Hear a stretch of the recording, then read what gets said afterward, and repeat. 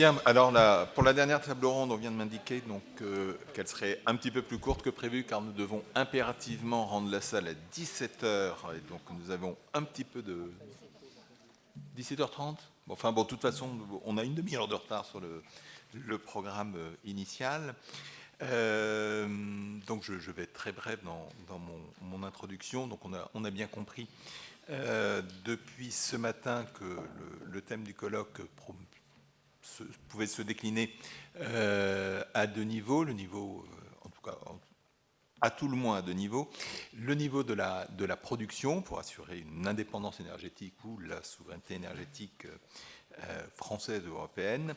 Et Dominique Jam, d'ailleurs, l'a rappelé lors de son intervention, au niveau des réseaux pour pouvoir assurer l'approvisionnement des clients et l'écoulement de la production. Donc nous allons commencer une table ronde en parlant d'investissement dans la production avec Lucas Robin-Chevalier qui est responsable des relations institutionnelles d'EDF Renouvelables.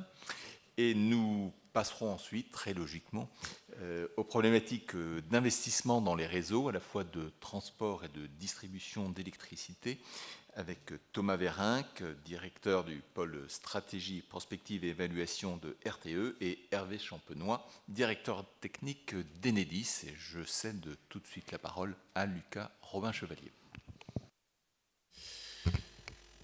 Bonjour à toutes et tous. Merci à l'AFDEN donc pour cette invitation. Donc Lucas Robin-Chevalier, je suis en charge des relations institutionnelles d'EDF Renouvelables. Donc aujourd'hui, vous parlez d'investissement dans la production décarbonée sera forcément que sur l'une des jambes d'EDF dans la partie électricité. Et je ne parlerai pas donc de nucléaire aujourd'hui, je suis désolé. Mais bon, je rebondirai sur les propos de Dominique Jam dans la table ronde précédente qui disait que là, le court terme, c'est renouvelable, renouvelable, renouvelable.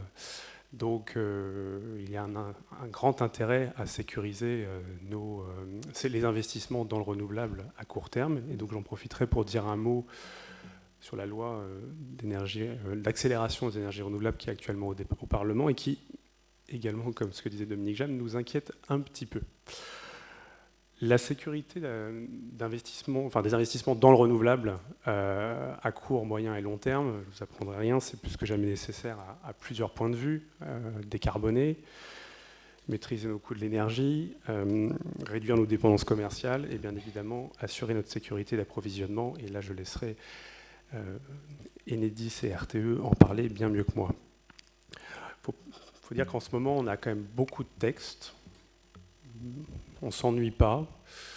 Et donc la sécurité de nos investissements au vu du cadre régulatoire, elle est un petit peu à risque. On a le projet de loi ENR, on a également le futur projet de loi nucléaire, la future loi énergie-climat, sans oublier la PPE, sans oublier non plus le cadre européen, REPowerEU, les directives énergie renouvelable et market design. Et sans oublier aussi tous les textes d'application qu'on a eus de la loi climat et résilience, qui ne sont pas tous terminés et qui ont un impact aujourd'hui sur des projets qu'on doit développer et des investissements qu'on doit enclencher. Bon, tout ça pour vous dire que tout cela est fait pour sortir de 65% d'énergie fossile et qu'on aura besoin de tous les vecteurs pour en sortir. Et donc là, il est très important que quand on parle de décarboner, qu'on arrête d'opposer les solutions, qu'elles soient nucléaires, renouvelables, et plus la sobriété et l'efficacité. Pour ce qui en est des énergies renouvelables, pour sécuriser nos investissements, il n'y a pas de secret. Je dirais qu'il y a 4 conditions de succès.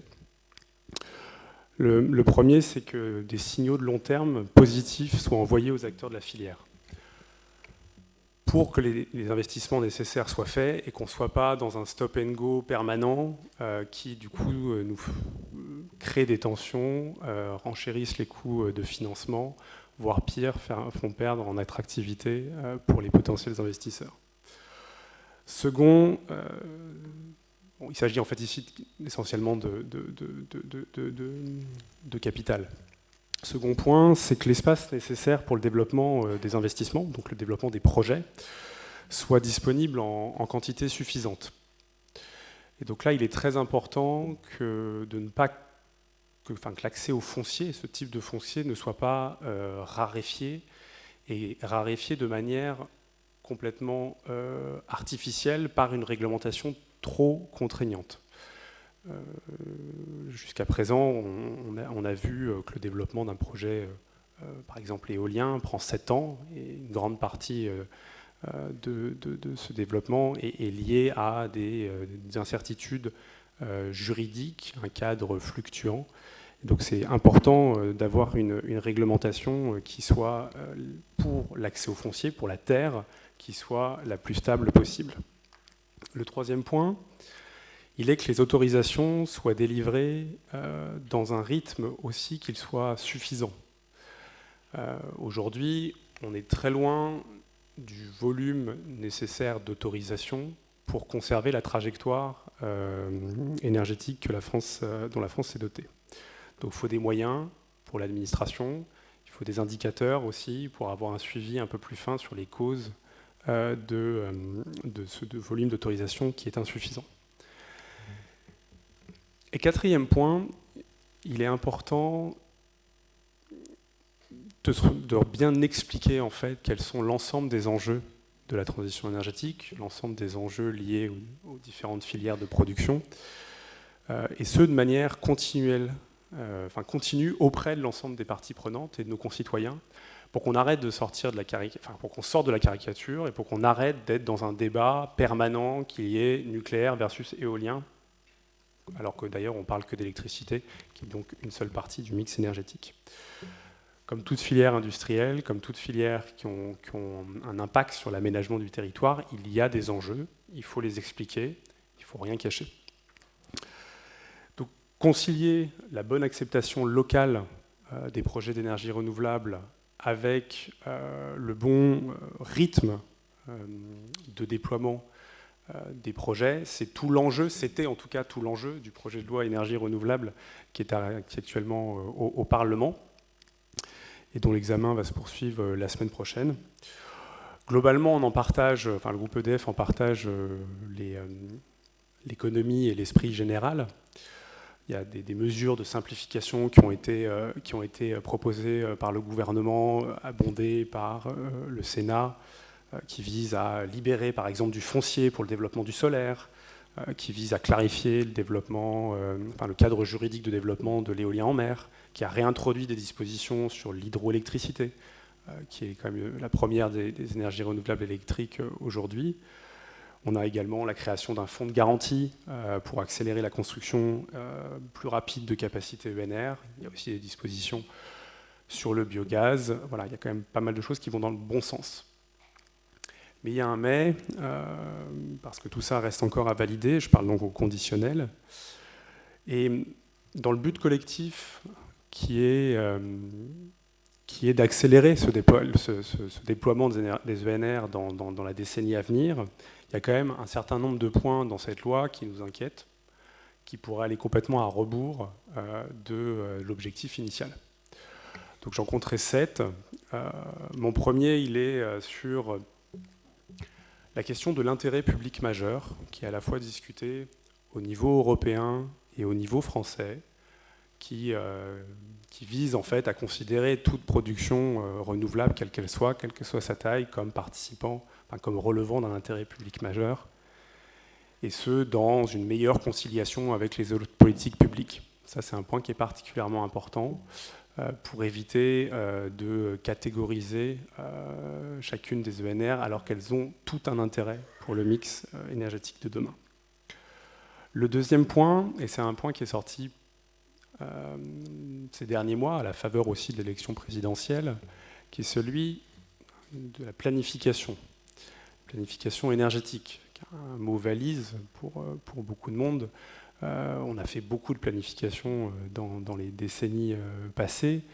Aujourd'hui, on essaye de faire un peu du neuf avec du vieux. Il y a quand même un risque aujourd'hui que cette planification mette à l'arrêt un grand nombre d'investissements. Néanmoins, ce concept de planification énergétique, en particulier des énergies renouvelables, qui sont par nature décentralisées, elle pose des questions légitimes, notamment vis-à-vis du niveau local, des parties prenantes locales. C'est comment articuler les enjeux politiques qu'il peut y avoir au niveau local et les contraintes techniques qui pèsent sur les projets de production renouvelable. Et comment s'assurer que la somme des acceptations qu'il peut y avoir et des refus qu'il peut y avoir au niveau local permettent quand même d'être sur la bonne dynamique nationale. C'est une horlogerie administrative qui doit être assez fine, et en tant que producteur, on essaye de travailler de manière la plus fine possible avec les services de l'État. Donc cette planification qui va probablement arriver, on ne sait pas tout à fait sous quelle forme. On va avoir a priori des zones où on va accélérer sur le court terme, et des zones qui seront un peu pour le moyen terme et le long terme, donc disons sur la deuxième partie de la future PPE à partir de 2029. Et donc il est important de s'assurer que pendant cet exercice de planification, on ne mette pas tout à l'arrêt, on arrête de délivrer des autorisations, on remet tout à plat, alors même qu'on est censé accélérer sur le décarboné. Et ces zonages vont aussi déterminer le réseau d'une certaine manière, donc il ne faudrait pas remettre à plat aussi ce qui a été anticipé il y a un certain nombre d'années. Mon troisième point, il est sur celui de l'éolien en mer.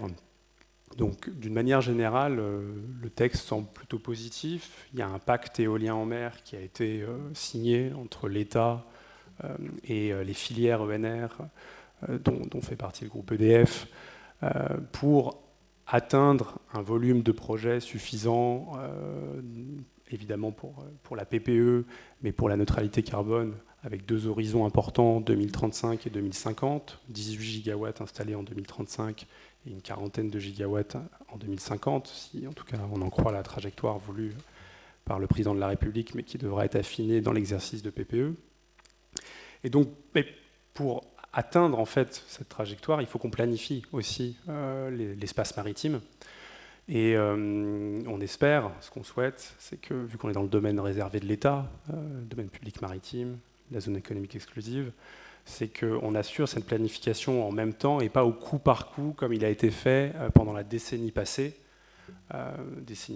qui a vu le développement notamment du premier projet éolien en mer de Saint-Nazaire, qui a enfin été mis en service le mois dernier. Et dans ce débat de la planification, il faudrait, à notre sens, qu'on ne soit pas tenté par repousser toujours plus loin les futurs projets, parce que ce sont des investissements d'autant plus lourds à court terme sur des typologies de projets, notamment l'éolien en mer flottant, qui est encore au stade pré-commercial et qui fera a priori ses preuves plutôt dans la deuxième partie de la décennie en phase commerciale. Donc, on est assez vigilant sur ces questions de distance qui peuvent exister sur l'éolien en mer et sur d'autres filières. Un autre point important, celui du solaire, et pour lequel on est un petit peu plus inquiet, je ne vous cache pas. Pourtant, c'est l'énergie la plus plébiscitée en France. Mais où il y a de nombreux garde-fous supplémentaires qui ont été mis à son déploiement dans ce cadre de projet de loi, en tout cas à ce stade. Donc toutes les typologies sont concernées. Évidemment, il y a quelques avancées avec des obligations de solarisation sur le bâtiment neuf ou alors sur des ombrières de parking, des zones qui sont très anthropisées, donc qui sont très utiles à exploiter. Il faudrait veiller à ce que les conditions d'exemption de ces obligations ne soient pas trop faciles, parce que le diable est toujours un peu dans les détails. Ensuite, il y a le déploiement des grandes centrales solaires au sol, qui ont l'avantage de fournir de plus grandes capacités. Il y a un certain nombre de mesures qui ont été prises, proposées par le gouvernement et affinées par la représentation nationale pour renforcer le solaire sur le long des infrastructures linéaires, notamment les autoroutes, ou alors pour rapprocher aussi sur quelques sites proches des centres de consommation en zone littorale. Mais il y a un gros débat aujourd'hui qui est intervenu à l'aune de ce projet de loi, qui est celui de la compatibilité entre production solaire, production énergétique et production agricole, avec le déploiement de l'agrivoltaïsme, dont le cadre est aujourd'hui en construction et qui conviendra d'appréhender afin d'avoir à la fois de répondre à des situations agricoles locales tout en produisant de l'énergie. Deux derniers points en termes de production. La première, elle est sur l'hydroélectricité. Jusqu'à présent, il n'était pas prévu d'en parler dans ce projet de loi, alors qu'il y a encore des potentiels en France, à la fois sur une optimisation du parc existant pour avoir des augmentations de puissance, surtout à l'approche hivernale, à l'approche de la période hivernale, ou encore sur le déploiement de stations de transfert d'énergie par pompage qui permettront aussi une meilleure pénétration des autres énergies renouvelables.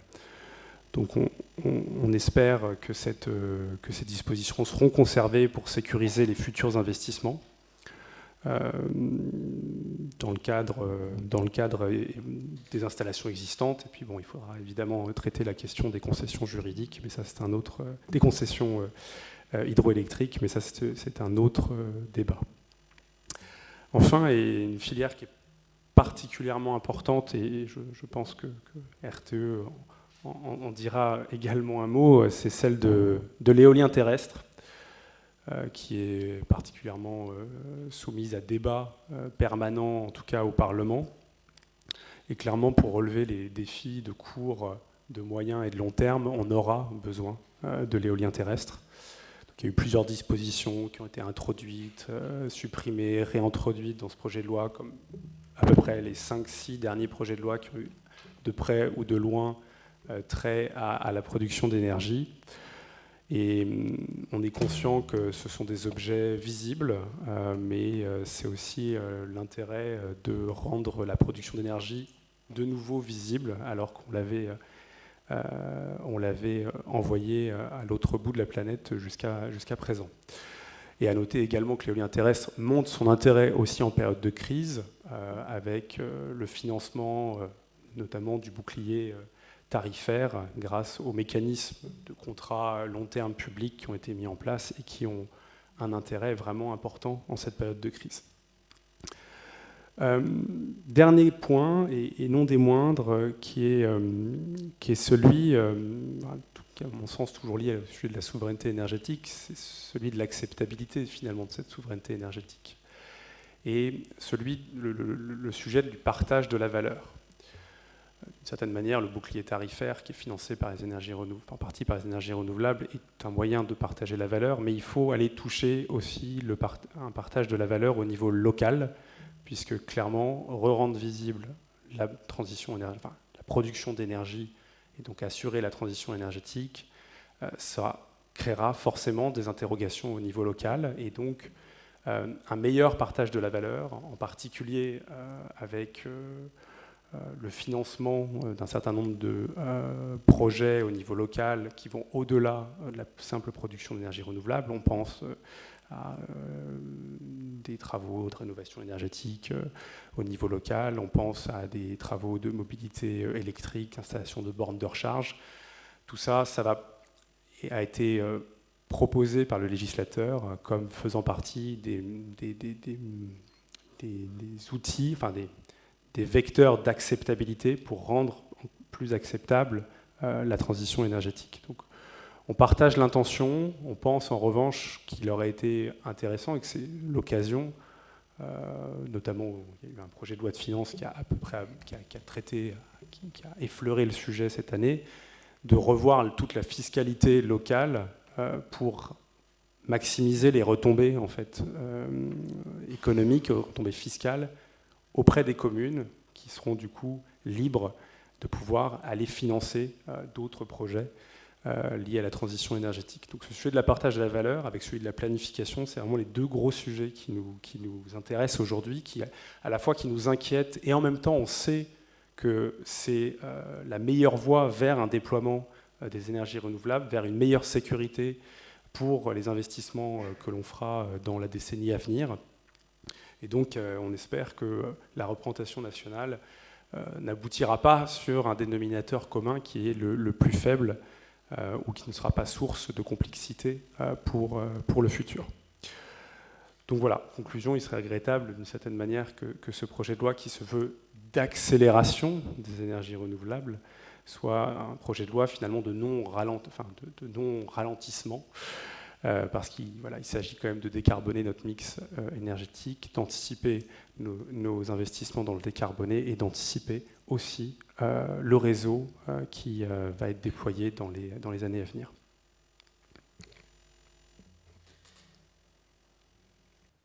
Merci. Donc nous allons, après cet exposé sur la production, passer aux problématiques de réseau et savoir comment les réseaux vont contribuer à la sauvegarde de la souveraineté énergétique. Et donc, je passe la parole à Thomas Vérinck. Bonjour, merci de votre invitation à parler devant vous aujourd'hui. Je me suis interrogé sur les mots souveraineté énergétique et investissement en faisant la préparation, et je vais essayer de dire déjà comment ils ont évolué au cours des 2 dernières années dans le cadre de la concertation qu'on a menée pour nos scénarios de neutralité carbone 2050. Parce qu'en réalité, souveraineté énergétique, avec tous les synonymes plus ou moins clairs aux mots, on va dire résilience, indépendance.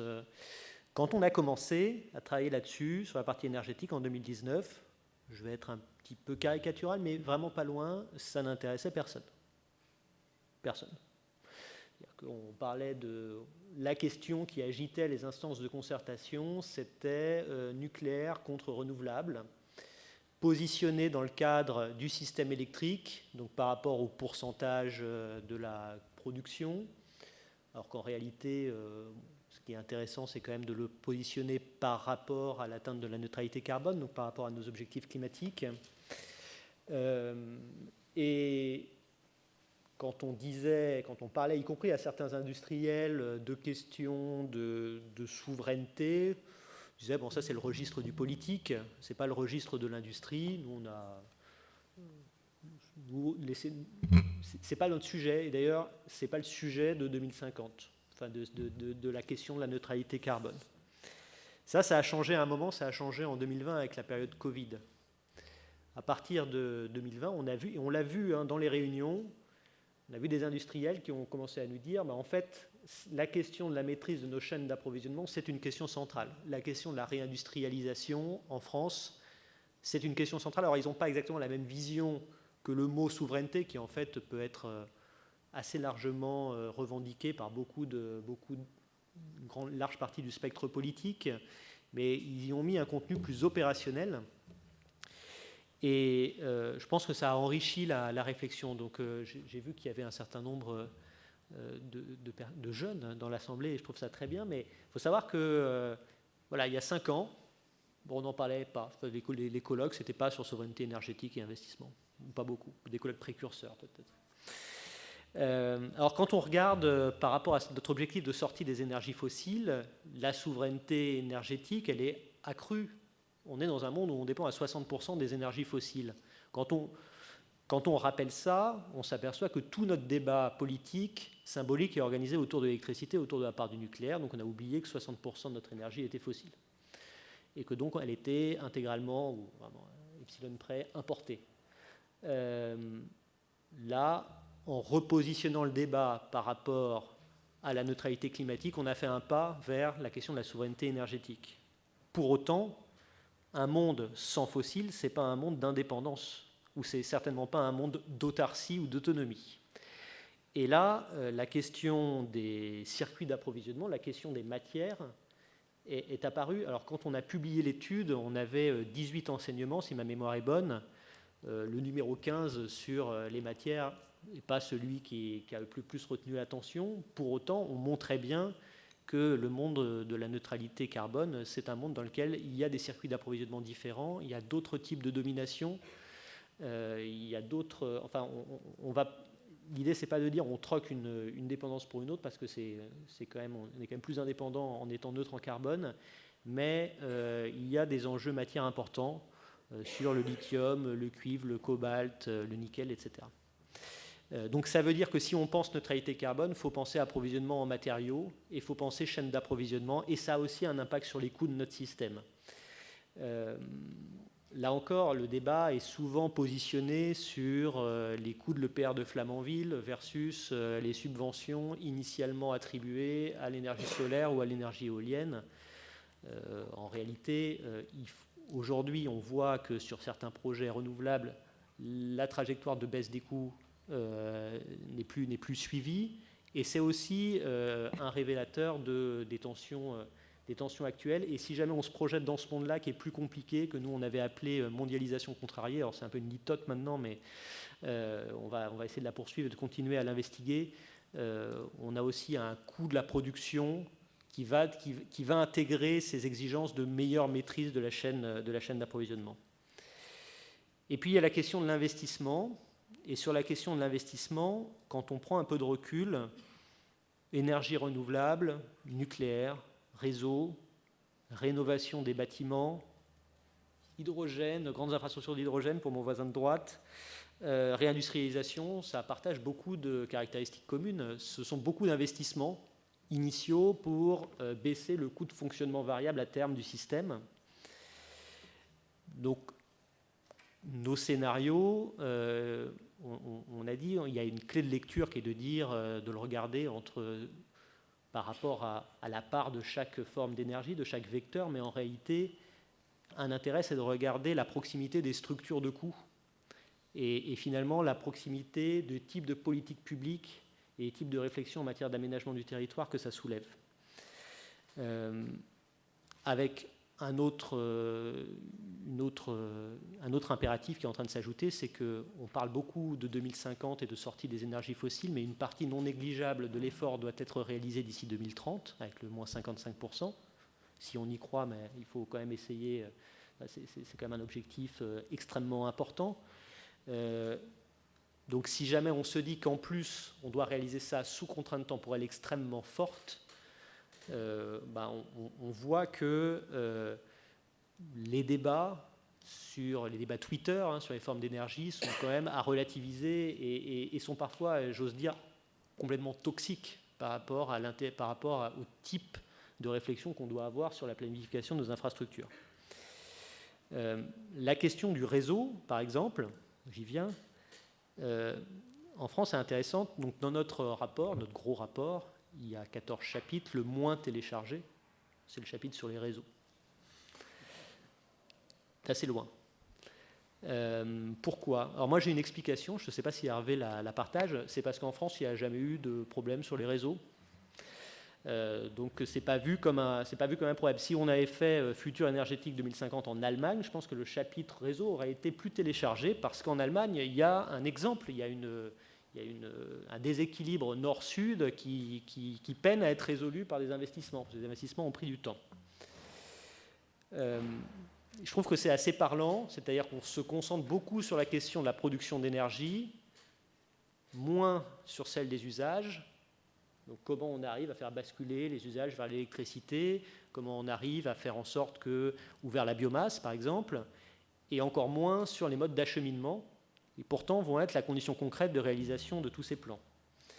Donc il y a bien une question économique, oui, pour les réseaux aussi, ça nécessite beaucoup d'investissements, mais il y a surtout la question des délais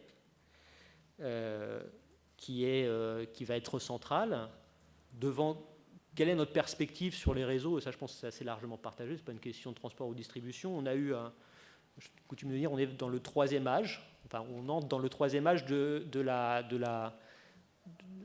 développement du réseau. Le premier, c'était la reconstruction du pays après la Deuxième Guerre mondiale. Donc il y a beaucoup d'infrastructures qui datent de ce moment-là. Il y a eu un autre pic d'investissement, un second pic d'investissement au moment du parc nucléaire, pour construire un réseau qui était capable de faire fonctionner 58 réacteurs répartis sur le territoire, donc avec un grand réseau typiquement français, toile d'araignée, grands axes structurants, verticaux, horizontaux. Accessoirement, les énergies renouvelables ont beaucoup bénéficié de ce réseau-là, puisqu'il permettait déjà d'échanger de grandes quantités d'électricité entre les différents points du territoire, alors que par exemple le réseau allemand avait été construit autour des Länder et autour de dynamiques plus régionales. Donc en fait, des capacités d'échange nord-sud ou est-ouest en France, on en avait déjà beaucoup. Puis maintenant, la troisième grande période, ça va être celle-là, ça va être celle de la croissance des énergies renouvelables et celle de la neutralité carbone. Alors ça ne sera pas que de l'infrastructure, on va essayer de réutiliser le plus possible les infrastructures existantes. Ce sera une sorte de paquet infrastructure plus flexibilité, c'est-à-dire pousser vraiment aux limites l'utilisation de l'infrastructure existante, en gros la charger le plus possible, mais beaucoup de ces efforts ont déjà été faits, donc il reste des possibilités dans certains endroits, mais quand même pas beaucoup, et ça va être de nouveaux axes structurants.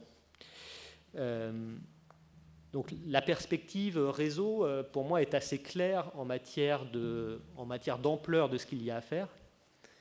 La question qui se pose avec le contexte actuel, c'est faut-il aller plus vite pour la faire et le pouvons-nous ? Notre nouveau contexte, c'est les fameuses trois crises imbriquées, donc la crise structurelle, celle des fossiles, celle du gaz. On perd quand même l'Europe perd son principal fournisseur pour un quart de son énergie, c'est quand même considérable.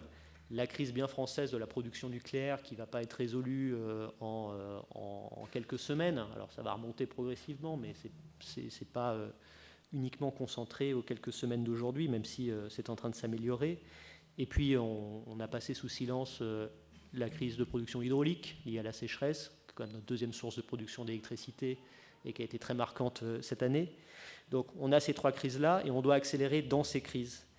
Donc le bilan, c'est qu'il faut faire quelque chose qui est très gros, il faut le faire plus vite, il faut accélérer le réseau à la fois pour qu'il puisse accueillir plus d'énergie renouvelable, donc un potentiel de production décarbonée supérieur, avec pas les mêmes types d'investissements à faire pour de l'éolien, du solaire ou de l'éolien en mer, mais bon, globalement du réseau, donc des nouvelles lignes. Et puis ce qui n'était pas dans le paysage il y a 5 ans, pour de nouvelles implantations industrielles. Dunkerque, Fos, ce sont des lieux où on va devoir augmenter la capacité d'accueil du réseau et le faire rapidement, d'autant plus que la France, avec France 2030, s'est dotée d'une politique assez ambitieuse en la matière.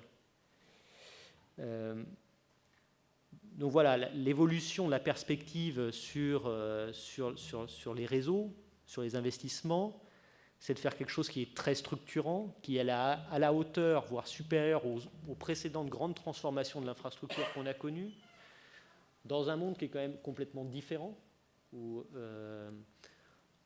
les modalités d'association du public, où la conflictualité juridique sont beaucoup plus importantes, et on va devoir le faire plus vite. Alors, pour y arriver, la première chose, c'est qu'effectivement, il faut de la bonne planification. La bonne planification, nous, en 2023, on reverra notre schéma décennal de développement du réseau, et il faut finalement que ces instruments nous servent de feuille de route et soient des guides partagés par l'ensemble de la communauté. On dira avec un certain nombre de priorités, y compris géographiques. Le second point, c'est qu'il faut de la planification, mais il faut de la bonne planification. Alors là, ça fait un peu écho à ce qui a été dit précédemment.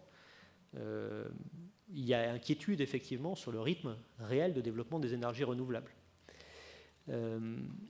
Les gestionnaires de réseau, en tout cas RTE, nous n'allons pas pouvoir attendre concrétisation et confirmation de tous les projets pour lancer les infrastructures structurantes, parce qu'ensuite, c'est trop tard. Le réseau, sa dynamique d'évolution est plus lente que celle de la production.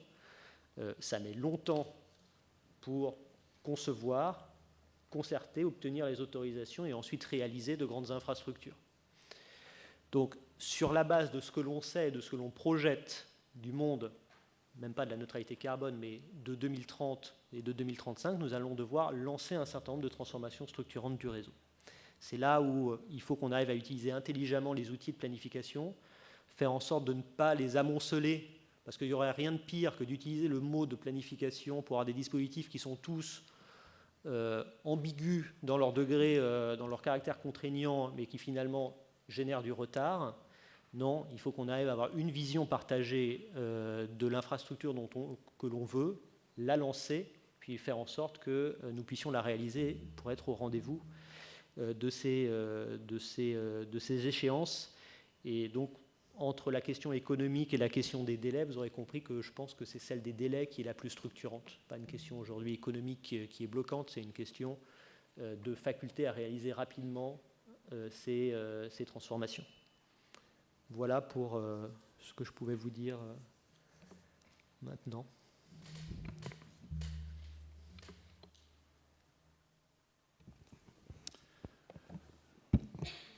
Bon, bonjour à toutes et à tous et merci pour l'invitation.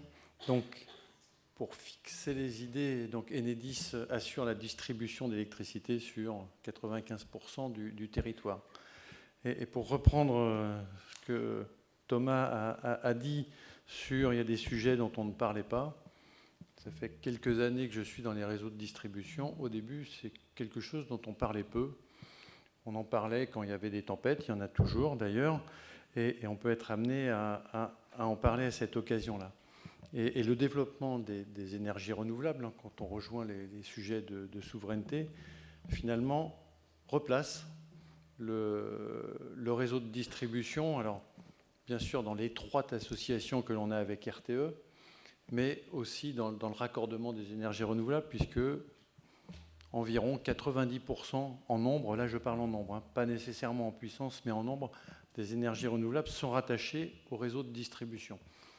Alors, pour rendre ça concret par rapport à ce que Thomas a cité sur la nécessaire planification, la nécessaire vision que l'on doit avoir dessus, tout compris ce que ça représente, alors pas seulement pour les énergies renouvelables, mais le développement du réseau électrique, le besoin de résilience qu'il y a pour la distribution, nécessite bien sûr des investissements à court terme, sur moyen et sur du long terme. Et pour fixer les idées, ça nous conduit à poser à peu près 15 000 km de réseau par an. Et pour avoir une image, ça représente un tour de la Terre tous les 4 ans. Hein, donc c'est dire les sources de planification, de contentieux, de travaux, de concertation qu'on a à développer pour accompagner ce développement, avec le souci des délais que l'on partage ensemble. Et si la réponse des investissements par les investissements est importante, essentielle, on a aussi, comme on a à accélérer le développement, parce que dans le même temps, on a les usages de l'électricité qui s'intensifient.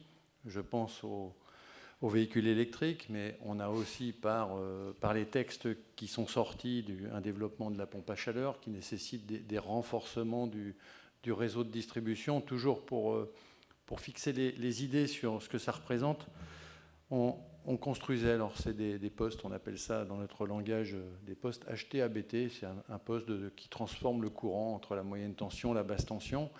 En 2019, on était sur un rythme de 6 000 postes par an. Aujourd'hui, on est à plus de 12 000 par an et ça doit encore s'intensifier. Et de la même manière, le point qui était souligné sur les matières, sur tout ce que ça représente en termes de chaîne d'approvisionnement, suppose aussi, au niveau national et dans le cadre de la souveraineté, d'avoir une filière industrielle capable de répondre à cet enjeu de développement, de raccordement dans les délais, puisque tout ça se traduit par des infrastructures, par des achats de matériel, des achats de matières, de la construction des chaînes, et aussi une capacité à le construire et à le mettre en place au plus près du terrain, localement. Avec une particularité, hein, le grand développement des énergies renouvelables que l'on a se situe pour les principales sources dans les zones rurales, dans les zones où il y a du foncier. Et jusqu'à présent, les zones où il y a du foncier, les zones rurales étaient plutôt irriguées, on va dire, avec des câbles calibrés pour alimenter peu de clients.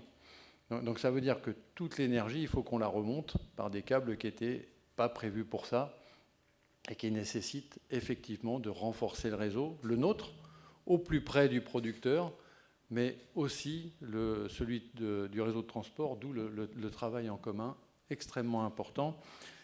Et comme ça a été souligné, ce n'est pas qu'une réponse des investissements pour faire face à ce développement, à cette rapidité d'évolution.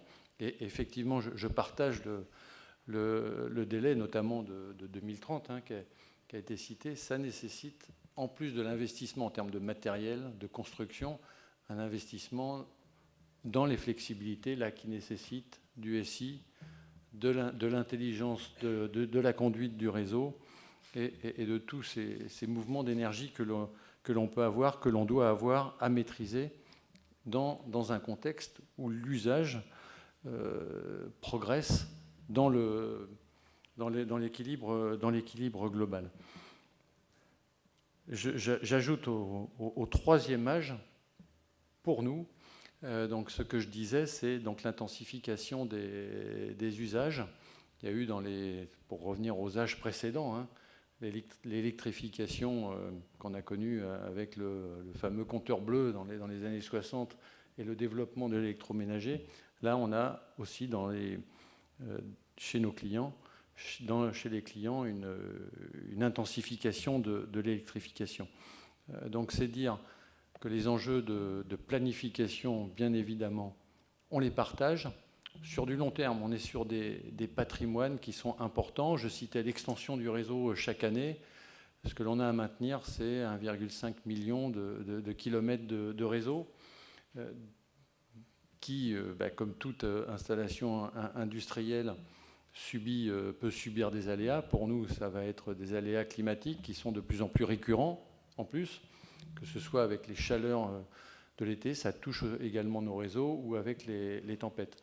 Donc c'est à la fois comment je garantis cette résilience et comment je garantis l'augmentation des usages et aussi le raccordement de toutes les énergies renouvelables. Donc tout ça, c'est bien sûr des investissements, de l'intelligence dans le système pour coupler à ces investissements des nécessités de vitesse et de rapidité, et puis une planification, savoir où l'on va, parce qu'on ne développe pas ces réseaux comme ça du jour au lendemain, on ne se pointe pas quelque part en disant tiens, on va raccorder telle ferme éolienne ou on va renforcer telle ligne. Ça nécessite une vision à moyen, très long terme également, et aussi de savoir dire il y a des zones où il y a du réseau qui est disponible d'accueil, et ma foi, on peut probablement développer des projets dans ces zones, et ça peut répondre à la fois à nous en termes de délai et pour les différents projets de se développer rapidement dans des zones. Donc c'est en plus tout un dialogue autour des potentialités sur l'ensemble du territoire, et ça engage aussi donc une maturité, c'était dit sur l'acceptation des projets, mais une maturité aussi sur tout ce qui accompagne le développement de l'ensemble des projets qui entourent, qui lient et qui permettent de tirer profit, de tirer parti de l'ensemble des projets d'énergie renouvelable que l'on a. Donc des gros sujets extrêmement importants pour les réseaux, et pour nous qui on avait jusqu'à présent toujours une coopération très forte avec RTE, mais qui maintenant va dans les deux sens, mais également avec les producteurs, puisque l'on peut dire, par exemple, vous arrivez dans telle zone, le délai de raccordement peut être très très long, mais si on met de la flexibilité, c'est-à-dire que quelques heures par an, vous acceptez de ne pas produire, on peut aller plus vite. Donc c'est en plus une maturité globale et collective à prendre en compte, à développer au-delà en complément des investissements.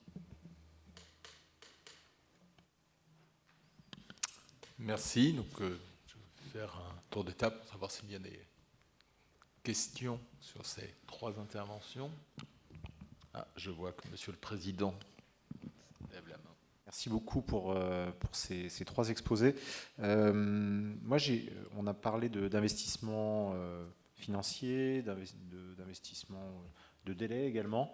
Une question qui peut s'adresser aux trois intervenants, c'est l'investissement humain, parce qu'effectivement, dans les années à venir, on doit accélérer, donc on va devoir encore augmenter notre capacité à réaliser des installations de production, du réseau de transport, du réseau de distribution. Ça a une traduction très concrète en euros, ça a une traduction en termes de chaîne logistique, ça a été rappelé, hein, la capacité à bien pouvoir s'approvisionner. Mais derrière, il faut aussi des compétences et des hommes et des femmes pour réaliser l'ensemble de ces installations. Donc voilà, c'est peut-être un éclairage complémentaire à ce qui vient d'être dit.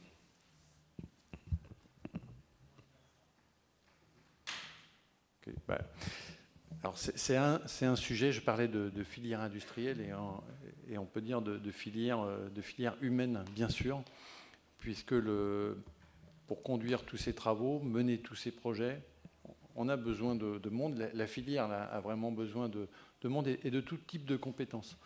C'est un de nos sujets, un des sujets cœur que l'on a devant nous, des grandes compétences chez les gens qui travaillent pour nous, que ce soit pour développer les travaux, développer des nouveaux matériels, répondre à cela, et aussi beaucoup pas seulement dans les travaux.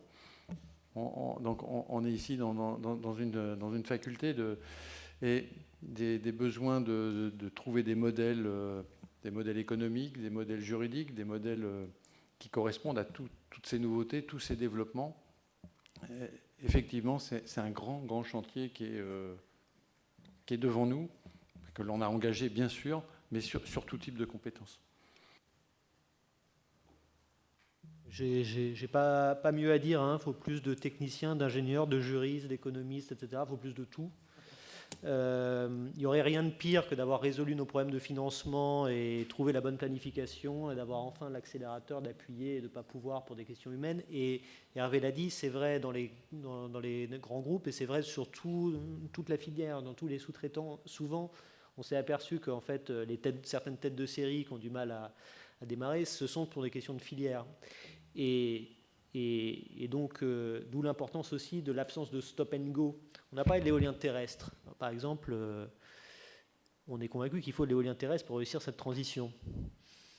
Donc il faut que des gens s'occupent de l'éolien terrestre. Si jamais on met un stop sur cette filière, au moment où, in fine, le principe de réalité nous montrera qu'il faut bien réussir à accroître cette capacité parce qu'elle fait partie des plus compétitives pour réussir la neutralité carbone, on risque d'avoir eu un problème, y compris d'attractivité sur ce type de métier. Donc voilà, il faut qu'on y arrive un peu partout. Ça, c'est un défi commun à tout le monde.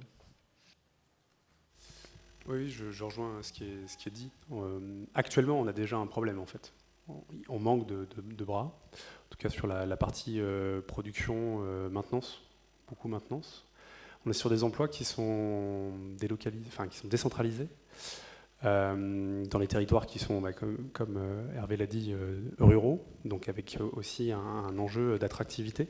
À l'heure où, jusqu'à présent, on avait des mouvements plutôt zone rurale, ville, là, on a besoin d'aller renvoyer des gens dans aussi des zones plus rurales, parce que la maintenance éolienne, que ce soit dans l'Aveyron, dans la Haute-Loire, eh bien, ça nécessite d'être proche, en fait, de ces infrastructures. Et s'il faut 3 heures pour atteindre l'éolienne, s'il y a un problème, eh bien, c'est autant de pertes de production. Et donc, c'est un enjeu. C'est un gros enjeu. Les emplois industriels aussi. Et là, c'est la question de la visibilité qui est donnée à la filière, qui est importante. Je suis d'accord, hein, le stop and go, si on arrête tout, c'est un problème. Mais déjà, là où on a investi, on cherche de l'emploi industriel, notamment dans l'éolien en mer. 2 usines qui ont ouvert en France, qui visent aussi des marchés à l'international, mais qui ont aujourd'hui quelques difficultés à recruter au niveau local. Parce qu'on s'est rendu compte que la formation n'avait pas suivi. Et aujourd'hui, vous avez en France à peine une quinzaine de formations sur l'éolien qui existent. Donc ça grossit, hein, évidemment. Il y a une bonne dynamique. Mais il ne faut pas arrêter ce rythme parce que sinon, on ne sera même pas capable de répondre aux quelques parcs qui ont déjà été lancés. Voilà, donc je pense que c'est un gros enjeu. Je suis peut-être un peu moins inquiet sur les emplois de développement ou tout ce qui est support. Ça continue. Il y a un grand processus de destruction créatrice. On espère que plein de gens qui viennent des fossiles viendront bosser dans le renouvelable, hein, évidemment. Mais en tout cas, voilà, c'est plutôt sur la partie technicien, et localisation des emplois qu'il faut mettre le paquet.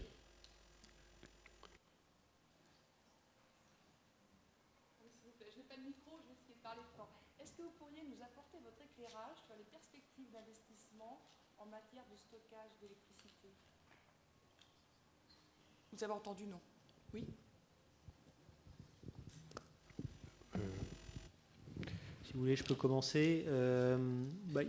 Quand on regarde les différents scénarios, on s'aperçoit qu'il faut du stockage dans à peu près tous. Donc on est certain qu'il en faudra. Ce n'est pas forcément le même type de stockage selon le type de choix énergétique qu'on fait. Un développement rapide, très poussé du solaire peut être bien accompagné par des batteries, par exemple, pour faire du cyclage jour-nuit. Un système qui reposerait beaucoup sur l'éolien peut nécessiter du stockage long. En fait, quand on regarde et qu'on se projette à plus long terme, l'éolien apporte beaucoup d'énergie, mais il peut faire l'objet de périodes assez longues sans beaucoup de production éolienne. Et donc dans ce cas-là, les meilleurs candidats restent le fait d'avoir des centrales thermiques, mais qui utiliseront des combustibles décarbonés en termes... on parle d'horizon au-delà de 2030, on parle plutôt de 2040. Mais ça, c'est une filière qu'il apparaît important d'avoir en tête pour le futur. Pour le présent, je pense que les batteries et... On parle de stockage, alors le stockage, il y a quelque chose de symétrique, mais tout ce qui est flexibilité de la demande de manière générale présente un intérêt.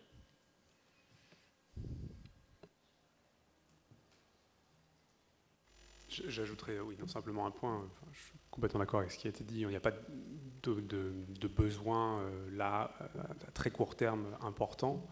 Le groupe EDF développe effectivement du stockage dans d'autres pays où le réseau est aussi un peu moins bien loti. Évidemment, tous les vecteurs sont utiles, que ce soit la batterie, l'hydrogène, des steppes, je l'ai cité tout à l'heure. Mais bon, les besoins sont surtout à partir de la fin de la décennie et non pas à très court terme.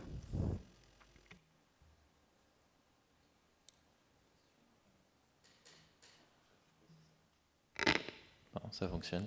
J'avais juste une petite question pour en revenir au sujet finalement de ce colloque sur la dépendance. Finalement, est-ce qu'on n'a pas un risque de substituer une dépendance aux énergies fossiles vis-à-vis de l'extérieur, ce qui est le cas actuellement, à une dépendance à des métaux stratégiques, cuivre, lithium, cobalt, nickel et autres, qui sont utiles voire indispensables pour cette transition énergétique, voire des produits finis, je pense aux panneaux photovoltaïques. Voilà, je ne sais pas si peut-être c'est plus pour RTE, mais voilà. La dépendance sur les matériaux, vous l'avez déjà. Elle va... Donc, ce n'est pas une substitution en 1 pour 1. Ça, je pense qu'il faut lutter contre cette idée. C'est comme l'idée, le véhicule électrique, oui, c'est polluant. Je pense que c'est la voiture individuelle qui soulève une question de matériel. C'est pas, alors elle en soulève une quand elle est thermique, elle en soulève toujours une quand elle est électrique. Simplement, celle qui est électrique, elle n'émet pas de CO2 si jamais le mix de production est décarboné. C'est important d'avoir en tête la question des matériaux. C'est pour ça que nous, on en a parlé. C'est important aussi de ne pas basculer dans en fait c'est équivalent. C'est pas équivalent. C'est pas équivalent. Alors déjà c'est probablement pas une question de quantité de matériaux, c'est une question de dépendance, c'est une question géostratégique. Alors ce ne sont plus les mêmes personnes avec lesquelles vous parlez. Et il y a certaines matières pour lesquelles les conditions d'extraction soulèvent des questions éthiques ou des questions stratégiques. On a 2 outils, je pense, à avoir en tête qu'on peut activer. Le premier, c'est la production locale. Il y a certaines de ces ressources sur notre territoire, donc on peut essayer d'aller les chercher. Et là, ça pose la même question que celle des infrastructures énergétiques. Alors, notre système fossile aujourd'hui présente un grand intérêt, c'est que donc 60% de notre énergie a un circuit invisible pour les citoyens. Dans le monde de la neutralité carbone, comme il y a plus d'infrastructures sur notre territoire, elles sont visibles.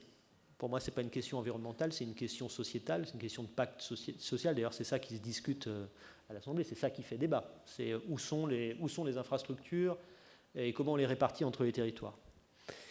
Donc, ce sera plus visible pour les infrastructures de production et il peut y avoir des questions d'extraction. Donc, avoir des mines, des nouvelles mines, ce n'est pas tabou et ça ne doit pas l'être.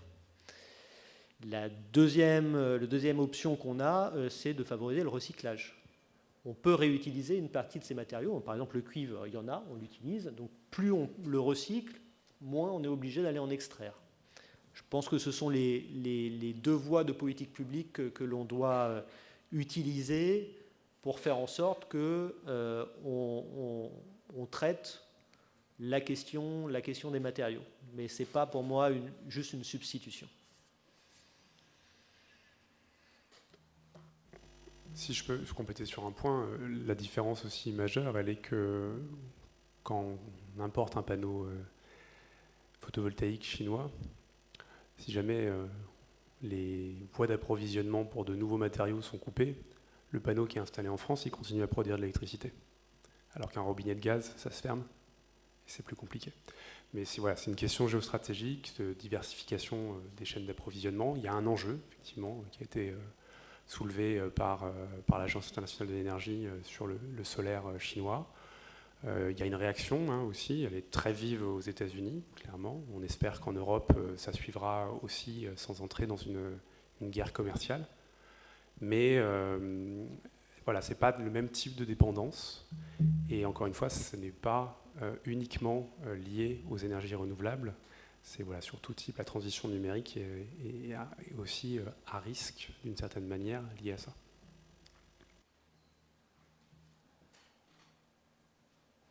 Olivier. Oui, j'avais une question pour mon voisin de gauche. Il y a quelques années, on a un peu travaillé ensemble sur les sujets de marché de capacité. Et je voulais avoir ton avis sur le fonctionnement aujourd'hui de ces marchés de capacité. Et est-ce que finalement, le projet qui était le développement de ces marchés pour répondre précisément aux besoins et notamment aux besoins en pointe, est-ce que aujourd'hui, quelle est ton appréciation sur ce fonctionnement de ce marché? Et puis j'avais une deuxième question, évidemment toute simple, qui est de savoir, alors on suit maintenant mois par mois les conférences de presse de RTE sur le passage de l'hiver, et donc on voit que tous les moyens sont préparés pour cet hiver, et donc ma question est évidemment toute simple, et quid de l'hiver prochain 2023-2024.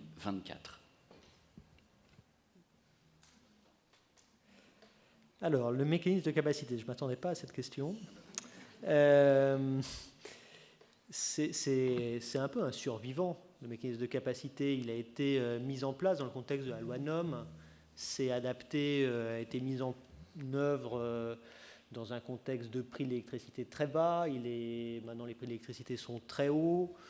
L'objectif de la loi NOM, c'était de susciter des investissements dans le mix de production en ayant en tête quand même les centrales à gaz. Maintenant, on n'a plus le droit de construire des centrales à gaz fossiles en France. Donc, les conditions, son périmètre initial de pensée a beaucoup changé. Alors, pourtant, qu'a-t-il permis de faire? Il a permis d'éviter la fermeture des centrales à gaz dans les années 2014-2018. Ça, je pense qu'il ne fallait pas les fermer, vu la situation actuelle. Il a accompagné le développement de l'effacement, mais dans des proportions qui restaient des proportions de marché. Quand il s'est agi de se dire, quand les pouvoirs publics se sont dit non, mais on en veut plus, ils ont mis en place un dispositif ad hoc. Donc aujourd'hui, l'effacement n'est plus tiré par le mécanisme de capacité, mais par les objectifs propres à la filière qui ont été fixés par les autorités. Par rapport à la pointe de consommation, il a introduit un lien entre le prix de la capacité et la pointe. Je pense que ce lien est vertueux. Et vous remarquez, alors, le mécanisme de capacité n'en est de loin pas la seule explication. Vous remarquez que la pointe n'a pas cru au cours des dernières années. Donc son bilan n'est pas négatif. Pour autant, on a le droit de réfléchir à sa rénovation. Voilà. Donc on est en train de réfléchir à sa rénovation. On doit produire une proposition dans peu de temps. Cette proposition me semble devoir être intégrée à la réflexion globale sur le market design en cours à l'échelle européenne. Donc je pense qu'il demeurera... Alors, il y a quand même une victoire... aujourd'hui, il n'y a plus de réflexion européenne qui n'intègre pas les mécanismes de capacité sous une forme ou sous une autre. Enfin, le mécanisme energy only me semble avoir perdu en attrait, y compris, mais tu t'en souviens, nos amis, nos voisins d'outre-Rhin qui ne juraient que par ça et que par des prix à 20 000 € du mégawattheure en scarcity pricing sont plus exactement sur cette ligne aujourd'hui. Bon, donc il n'a pas démérité, mais on a le droit de l'adapter. Je dirais que c'est ça notre position. Sur l'hiver prochain, alors la situation, à mon sens, sera un peu meilleure sur l'électricité parce que, voir qu'il y a encore 6 mois, on ignorait le périmètre et la faculté de réparer les centrales qui étaient affectées par le défaut de corrosion sous contrainte. Donc aujourd'hui, on sait lesquels sont concernés ou sont susceptibles de l'être. On sait que ce sont les réacteurs récents. On sait qu'il y a quand même toute une partie des réacteurs qui ne sont pas concernés. Ça offre quand même un peu plus de sérénité. On n'aura plus l'espèce de grand trou qu'on a eu au cours de l'année 2022, donc ce sera un peu meilleur du point de vue de la production nucléaire. J'espère qu'on aura plus d'énergie renouvelable. En tout cas, on devrait avoir au moins 3 gros parcs offshore connectés. Ils font 500 MW chacun, donc c'est quand même pas mal. J'espère aussi qu'on arrivera à accélérer sur l'éolien terrestre et le photovoltaïque. Donc, toutes choses étant égales par ailleurs, ce sera un peu meilleur sur l'électricité. En revanche, il faut quand même se préparer à un monde plus difficile sur le gaz, dans la mesure où nos stocks pourraient sortir de l'hiver assez largement moins remplis, et où il faut se confronter à un monde dans lequel on a durablement moins de gaz pendant les prochaines années. Donc en fait, il pourrait y avoir un shift un peu électricité vers gaz en matière de compréhension du risque. Si jamais il y a moins de gaz, ce n'est pas totalement anodin pour l'électricité non plus. Un peu en France et beaucoup chez nos voisins. Donc tout ce qu'on peut faire de toute façon pour renforcer notre offre de production en France et notre offre de production décarbonée spécifiquement nous sécurise par rapport aux défauts sur le nucléaire, mais par rapport à la première des crises que je mentionnais tout à l'heure, qui est à mon avis la plus structurelle car la plus durable, parce que c'est à la fois une crise de volume et une crise de prix sur la disponibilité du gaz.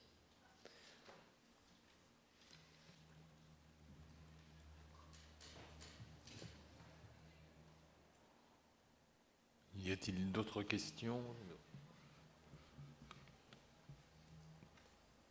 Non, visiblement non. Il me reste à remercier les 3 intervenants.